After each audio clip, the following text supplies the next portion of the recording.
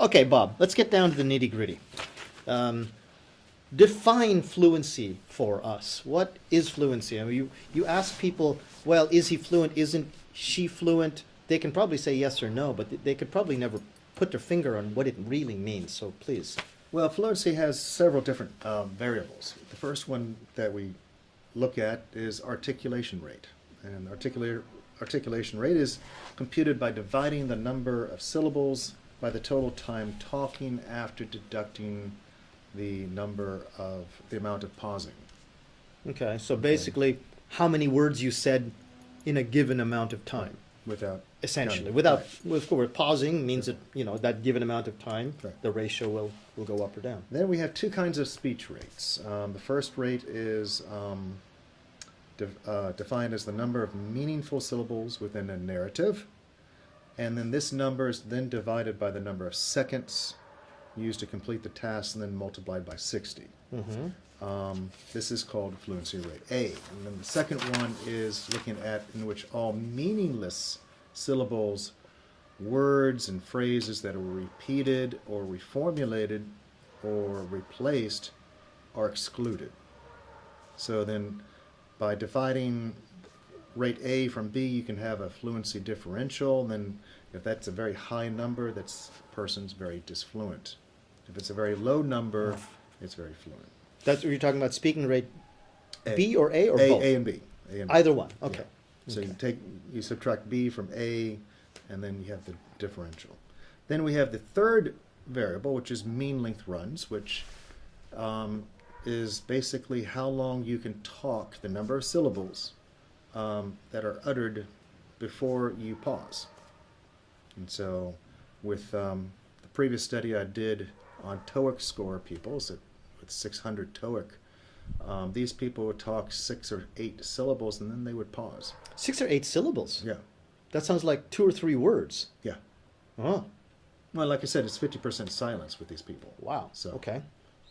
very frustrating. Whereas with the native speakers, you can get into 123 words before there's one pause. So that's pretty much sums up fluency.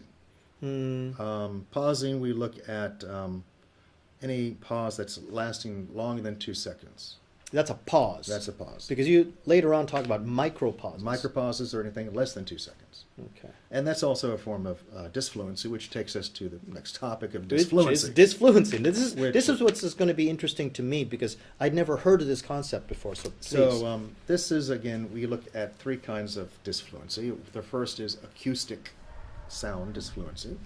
Well, the first variable here is cross-talk pausing. So the pausing between 2 people, and they both sort of shut down, and there's a silence. And surprisingly, I found with girls, sometimes this cross-talk pausing can get very, very high. Between girls. Between two girls. Really? And occasionally between 2 boys who just don't seem to like each other or don't seem to mix very well. Then that seems to me that it's less a matter of language skill as it is a matter of social skill.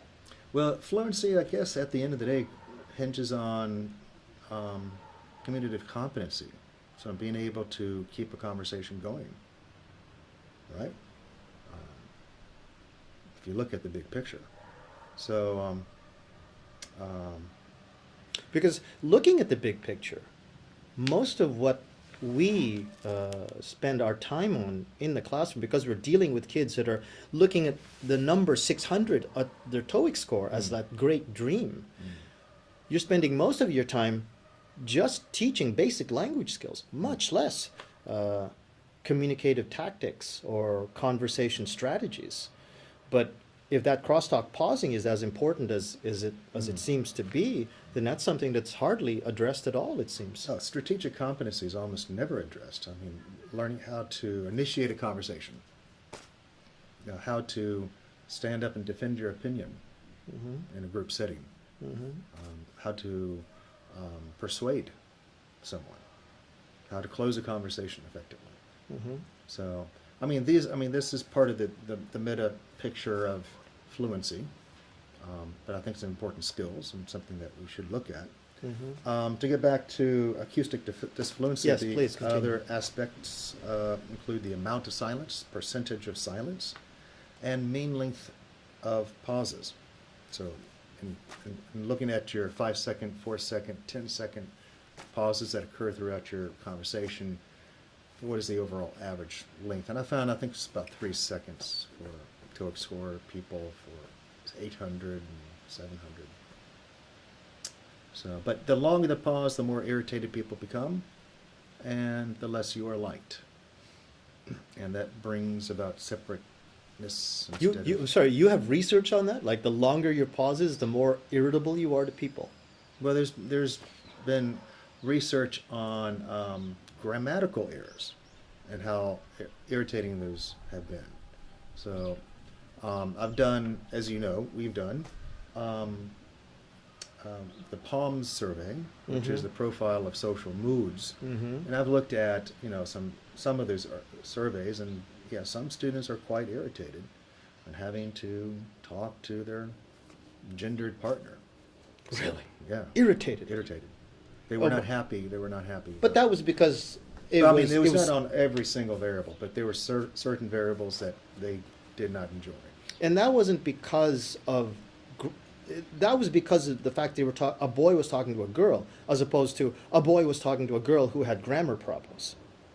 Because we were talking about irritability from grammatical Irritability of mistakes. just fluency, of just being able to have the overall interaction. So, See? but yeah, so then we have after acoustic disfluency, we have lexical disfluency, and that takes into account mispronounced words, word fragments, and the use of the first language. And then we have the final construct, which is syntactic disfluency, which includes the abandoned sentences, retracing, repetition, average mean length runs, so very short mean length runs, a number of words, and meaningless syllables. So you can have, theoretically, you can have a person, a native speaker, with a high or certain high levels of acoustic disfluency and high levels of fluency At the same time. at the same time. Interesting phenomenon. So you could have somebody who says a lot, but doesn't say it well. Right.